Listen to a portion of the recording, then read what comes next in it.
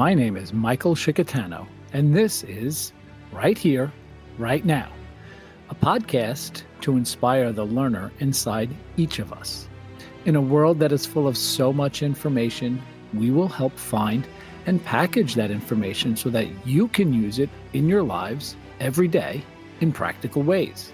And in each episode, we will remind you of the importance of being present and mindful of your daily thoughts, actions, and interactions.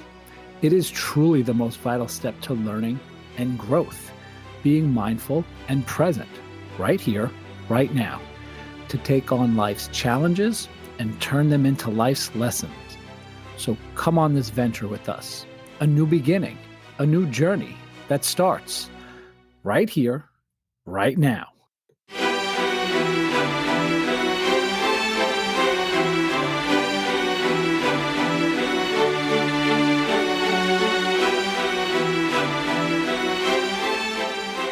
Welcome back, people. I am Michael Shikatano, your host of Right Here, Right Now, the new podcast that allows each of us to embrace the challenges and obstacles on our journey of learning and growth, of being mindfully present in each of our moments of life. The mindful presence that allows us to be aware of and overcome the challenges we will all face. And sometimes we face those challenges before they materialize. Sometimes those obstacles appear much larger than they truly are. And sometimes the challenges are part of a story we tell ourselves, a fictional story. And maybe we stop and pause and take a closer look. The obstacle, the challenge is actually this thing we call fear. And today, as we come to the season of Halloween, where we look for things that might scare us in a fun and transient way, we will cozy up with the made-up things that instill a fear within us, a fear that we battle with a little too often, perhaps needlessly fighting these fears. And today we'll take excerpts from a Stoic philosopher, Seneca, who wrote many pieces on philosophy, many in the form of letters. This letter is on Groundless Fears, and it was written to a friend of his, Lucilius. And his letter begins with this: "There are more things likely to frighten us than there are to crush us. We suffer more often in imagination than in reality." These words seem simple to understand, to make sense out of, but to live and breathe in this virtue of courage so as not to let that which cannot harm us cause us despair, loneliness, and fear? Well, today, people, let's examine these words more closely and let's see how we can turn these words into insights to live by, actions to live a more fulfilled life in reality, and take more from the Stoic Seneca in this beautiful letter. The message is that we must not worry about the uncertainty of our future, right? We've heard that so many times before, whether tomorrow, next week, or some made-up timeline in our minds that bad things will come. We know bad things will come, but we often use a bit of hyperbole when we think about those fears or those things that are going to come upon us. The things that can truly cause us harm are far less likely to occur than what we imagine, what we conjure up, what we wish for even. What we wish for? Well, perhaps we have to wonder, at least begin with some curiosity here, why else would we worry and make up the things that will likely not ever come to be? Seneca, in his letter, goes on to advise his friend not to be unhappy before the crisis comes, since it may be that the dangers before which you paled as if they were threatening you will never come upon you. They certainly have not yet come. He's pointing out that of the many times that we dream up the unimaginable things that we come to fear, how often do they actually come true? How often do we go back and think, hey, that story I told myself, that never happened? We never try to go back and convince ourselves. How often do we experience the ill-fated fears that we devise? How often do we keep score with the fears we imagine versus the far less severe realities bestowed upon us? I'd like to say that reality is winning. If we're paying attention, we give far too much power to the made up world in our minds, right? Reality is winning, but we self sabotage. Reality is winning, but we need a scapegoat. Reality is winning, but we need the comfort in the familiar. The habitual patterns of fear, it creates a sense of comfort in that familiar feeling. Let's see how we can clear our minds of the hollow way of making the world a place we'd rather not be in. And Seneca continues, accordingly, some things torment us more than they ought, some torment us before they ought, and some torment us when they ought not torment us at all. We are in the habit of exaggerating or imagining or anticipating sorrow. And he writes this beautifully. So we're tormenting ourselves here, he says, making the small things big and jumping ahead to experience the torment before we must, if ever we must be tormented. And we go one even better, which in this passage, this letter, Seneca does not really discuss, but what we tend to do is we ruminate and we replay and go over in our minds the things that should be left behind. And it continues the torment when the things that do not go as expected, right? Even when the experience that worried us never occurs and our fear-driven imagined doomsday scenario has not come true. So we look back at things that maybe could have gone better, and we're looking ahead to doomsday that may never come.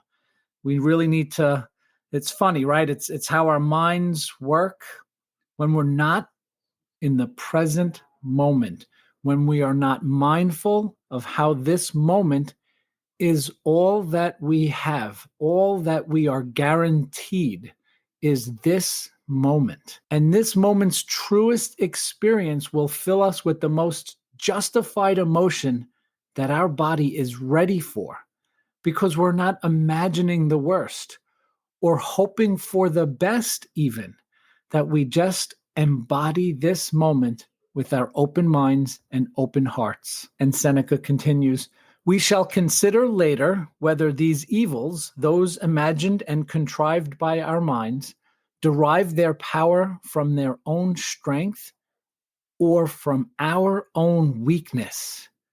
Think about that, right? We turn the molehill into the mountain. We make these things insurmountable in our brain, and it makes us smaller and less able to tolerate these made-up fears. And then we succumb to this cycle of mindless fear-mongering. It becomes a habit. We expect that we must fear something. We go out looking for things to fear. And if we look hard enough, we might just find it. Think of it as sort of a cognitive bias that we see and experience what we expect to see and experience. And then Seneca really hits us with some profound stuff here. He basically says that fear is tormenting us. But what would we consider to be the opposite of fear, the antidote that we might be looking for? Perhaps you would consider it to be hope, right? We sometimes hear that dichotomy, fear and hope. Well, let's hear what he has to say about hope and this balance when it comes to our contrived notion of what our worlds have in store for us. And I alluded to this a little earlier. When we're to combat the urge to formulate the worst case scenario or hatch the ideal story of our future with a mindfully present approach, we should steer clear of the fear as much as the hope. Let's hear what he has to say. But life is not worth living, and there is no limit to our sorrows if we indulge our fears to the greatest possible extent. In this matter, let prudence help you, and contend with a resolute spirit, even when it is in plain sight. If you cannot do this, counter one weakness with another and temper your fear with hope. There is nothing so certain among these objects of fear that is not more certain still that things we dread sink into nothing, and that things we hope for mock us. Wow, right? So, what he's saying is if you must fabricate a reality for yourself, do so with a positive spirit, what he calls hope. And yet, he demands of us that we still understand that this is just as fruitless, just as irrational. It mocks us having hope. But it's the lesser of the two evils, I think, is what he's pointing out. Pema Chodron spoke of this so eloquently in her book, too, When Things Fall Apart. And we're going to take some fascinating insights from her writing in future episodes. But I was blown away when I kept reading that we're to embrace this hopelessness so as not to be bridled with the expectations of how things will turn out for us, the good or the not so good. It is not a hopelessness of thinking we're all doomed with a level of apathy. It's just living without the need and what I think is a crushing sense of needing to have life turn out how we expect it or wish it or hope it will turn out. I think this will help alleviate the pressures we place on ourselves, the pressures that we feel from the world on us and from what we put on ourselves, that pressure. And Seneca sums up what we do to ourselves, that we are constantly, consistently seeking that which might put us in harm's way. Fear is too often a scapegoat, an easy excuse, the obstacle to the hard work that may not work out, right? And this is what he says. We let ourselves drift with every breeze. We are frightened at uncertainties, just as if they were certain. The slightest thing turns the scales and throws us forthwith into a panic, right? And that reminds us a little bit of just that the obstacle is the way. It's another Stoic philosophy from Marcus Aurelius, right? And we let those obstacles pop up, and we then start telling ourselves these stories about what else is going to go wrong, and we make things up, and it gets worse and worse and worse. And we think that those are certainties that are going to be in our path. But we know those things will come, and we'll take them on when we encounter them. So what else can we do to manage fear? So I was reading Stephen Pressfield in his book, The War of Art. He describes fear as a resistance that he describes as a surmountable obstacle that constantly beckons our attention away from those things that we were put here to do, to create. He tells us that fear is good. It's a good indicator. Fear tells us what we have to do. He goes on. The more scared we are of a work or calling, the more sure we can be that we have to do it. That struck a real nerve with me. I was petrified of going out, buying a microphone, and figuring all of this stuff out. I didn't read this book, The War of Art, until I was well into my journey here, but I just felt like I had to do it. And this creative outlet was incredible for me to grow and learn as a human being. And I could tell you, reading that, it really was like, whoa, maybe that is what I was doing. It just such a personal feeling that I felt reading that amazing book. And again, I'm going to turn to some more wisdom of one of my favorite authors, Brianna Wiest, in her book, 100 Essays That Will Change the Way You Think.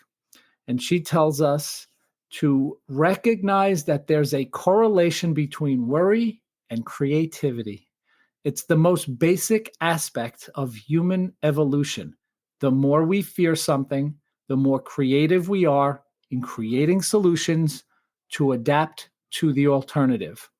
See your fears as catalysts for bettering your life, not as you being condemned to suffering. Beautiful. And we know, with the help of this letter from Seneca and some insights tossed in from yours truly, topped off with the incredible work of some of the creative geniuses and authors helping all of us to unleash our creative genius, that our journey will have many obstacles. But maybe just focusing on those that must be overcome, those that actually exist, the not so made up challenges will put us on the right path at the right time, in the right place, and with the mindfully present approach that starts right here, right now. Thank you all for listening. I really appreciate the followers. Please share this episode. Please rate this episode. It means a lot. I'd love to hear some feedback. Very excited as we continue on season 2 of Right Here, Right Now. Thank you all for joining us. We'll see you next time. Join us next time, people, on Right Here, Right Now. We continue with our special series, a mindfulness intention series of moments to help slow us all down. Something that was created to help as a practice that we can use to help bring ourselves back into all of the moments of our lives, paying attention, focusing, and being mindfully present so that we can really experience our life. Brought to you from a wonderfully creative mindset, I hope you use these intentions deliberately. This practice is designed as an immersion into how you can practice mindfulness and gain some insight into self-improvement. Next week's mindfulness intention is about how we can embrace the pain and suffering we know we will encounter. We will go in search of ways that we can approach the inevitable pain that may lead to suffering, and how we all embrace our pain, understand its utility even, come to know its faculty in our lives. We will examine physical and non-physical pain, how they differ, and how the suffering that may come with emotional pain will teach us something, if we're looking for its lessons, and if we look to take action and come out better, not in spite of the pain, but because of it.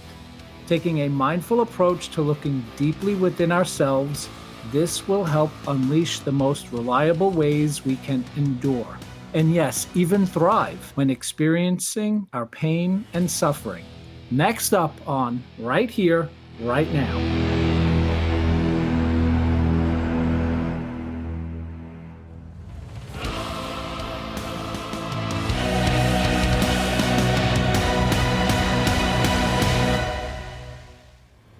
Thank you for joining us. We'll see you next time, right here, right now.